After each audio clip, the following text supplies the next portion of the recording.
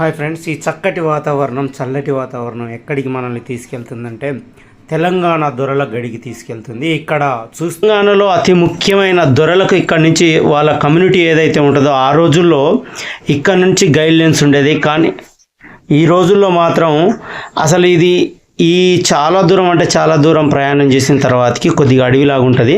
ఇదంతా అయితే చక్కటి వాతావరణం, అసలు చాలా అంటే చాలా విజిబిలిటీగా ఉంది. ఇదంతా చూస్తే మనం ముందుకు వచ్చిన తర్వాతకి ఇదిగో మనకు కనిపిస్తుంది కదా, ఇదే ఆనాటి దొరల గడి.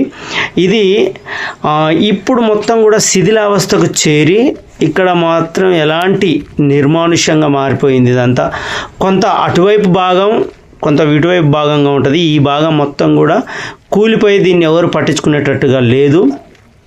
కొంత మరామతులు చేస్తున్నారు, కానీ ఇదంతా మాత్రం అయితే ఇప్పుడైతే ఈ బ్యాక్ సైడ్ ఏదైతే ఉందో ఇదంతా మొత్తం కూడా మొత్తం అసలు పైన స్లాబ్స్ అవన్నీ కూడా కూలిపోయినాయి. మీకు మొత్తం లోపల కూడా చూపెడతాను.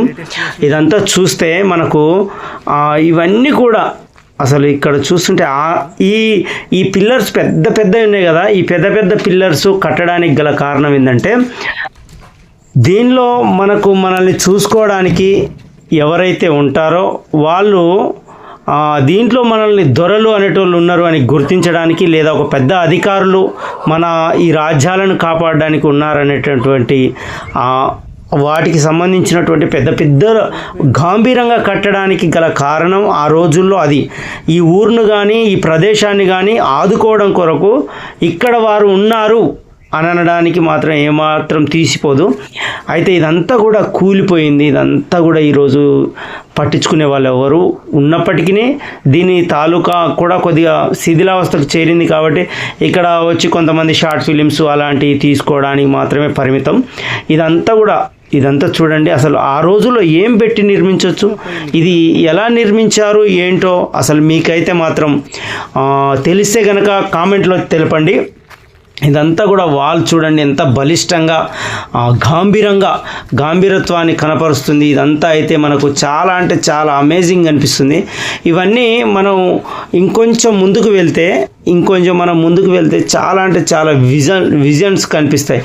ఇదంతా కూడా అసలు చూడండి, ఇవన్నీ కూడా కూలిపోయి చెదరం అయిపోయి ఇట్లా ఇదంతా కూడా మొత్తం ఆ రోజుల్లో వంట సామాగ్రిగా దేనికి వాడేవారో తెలియదు, కానీ ఆ కింద ఉన్నటువంటి రూమ్స్ అవన్నీ కూడా చాలా అంటే చాలా మీకు మొత్తం కూడా దగ్గరికి వెళ్ళి మొత్తం ఆ రూమ్లలో ఏమున్నాయి ఎలా ఉన్నాయి మొత్తం కూడా మనం చూద్దాం. ఇప్పుడు మనం దగ్గరికి వెళ్ళి మొత్తం కూడా చూడండి, ఆనాటి కాలంలో పెంకలు వేసి ఫ్లోర్ టైప్లో సెట్ చేసి ఇవన్నీ కూడా పెంకతో కప్పబడింది.